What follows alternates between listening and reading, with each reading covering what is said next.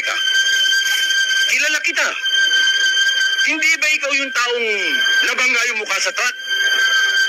Nga ako sa'yo, Badong. Lumalakad ka na nag-isa. Bakit naman hindi? Malinis ang konsensya ko. At saka wala akong atraso sa mundo.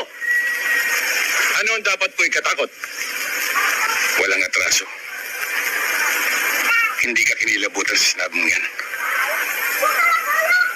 Alam mo bang wala kang karapatang mabuhay? Pare ko, sino naman ako para kainitan mo? Wala naman ako atraso sa iyo. At saka, small time lang naman ako. Barya-barya. Sisiwla ako, pare ko. Kaya ngayon, going straight ako.